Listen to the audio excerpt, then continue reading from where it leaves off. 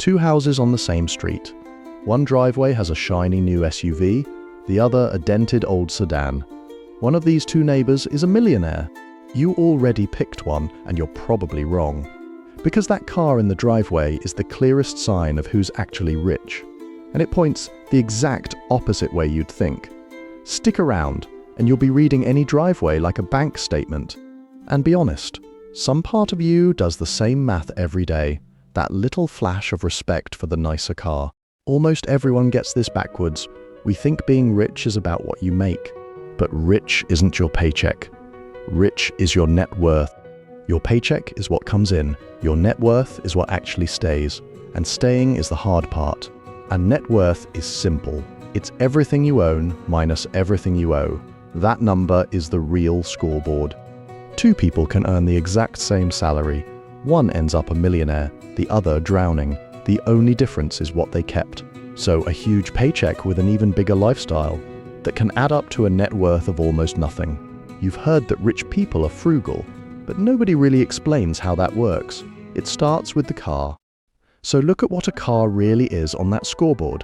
It's not an asset that grows, it's a liability, money going out, not building up. You feel it as pride in the driveway. Your net worth feels it as a slow, quiet bleed. Drive a new one off the lot, and it's worth less that same afternoon. Thousands less, just like that. In 5 years, most cars lose about half their value. Half. And that's just the price drop. Add gas, insurance, repairs, and a car quietly eats money the whole time you own it. So a shiny new car isn't wealth parked in your driveway. It's wealth quietly leaking out of it. And we're leaking more than ever. The average new car now costs around $48,000. The average monthly payment, about $760 every single month. For a lot of people, that's their second biggest bill after rent, a quarter of their take-home pay parked on the driveway. And the loans are stretching to 7, even 8 years now. So we're financing the look of wealth on a payment plan and calling it success. But who isn't playing this game? The people who already won it? When researchers studied real millionaires, the typical one had never paid more than about 30 grand for a car. Their number one brand, Toyota. Look at the households pulling in over $250,000 a year. 60% of them don't drive a luxury car at all. It's not a fluke. When you actually have money, you stop needing the car to say it for you. They're driving Hondas, Toyotas and Fords, the same boring cars sitting in your neighbor's driveway. The investor, Warren Buffett, still lives in the house he bought back in 1958 for about $31,000. No fancy gate, no second home he shows off, just the same porch he sat on for 60 years. The founder of Walmart drove the same beat-up pickup truck until the day he died. He could have bought any car on earth. He picked the one that hauled his dogs and never gave him a reason to think about it. The man who built IKEA drove a 1993 Volvo for 20 years. So that boring car neighbor, that's your millionaire. Honestly, it's almost funny. The richer people actually are, the more boring their car tends to be. It's not that they can't spend, it's that they never fell for the idea that a car is who you are. But here's where it gets strange. Because plenty of people with the shiny car and the big salary are secretly broke. Nearly half of Americans earning over $100,000 a year are living paycheck to paycheck. Read that again. 6-figure salaries and no cushion. One bad month from real trouble. And get this, about 40% of people making over $300,000 say the same thing. These aren't people who look broke, they look like they've made it. That's the whole illusion.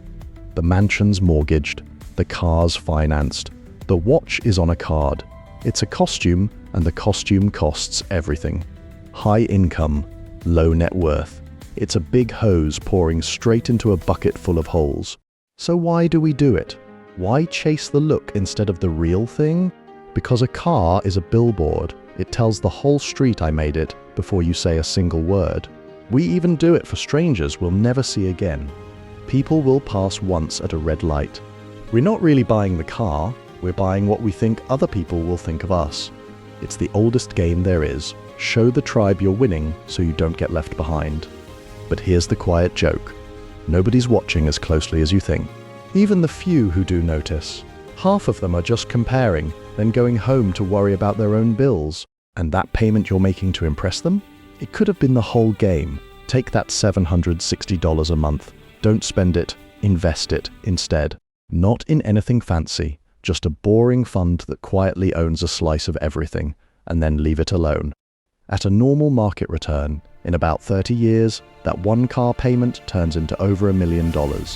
One car payment, the exact same money you were going to spend anyway. Same money.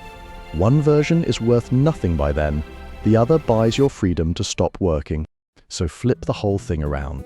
That boring, paid-off car in the driveway isn't someone who couldn't afford better. It's someone who's quietly winning. The real flex was never the badge on the hood. It's the freedom in the bank. So here's the quiet game if you want to play it.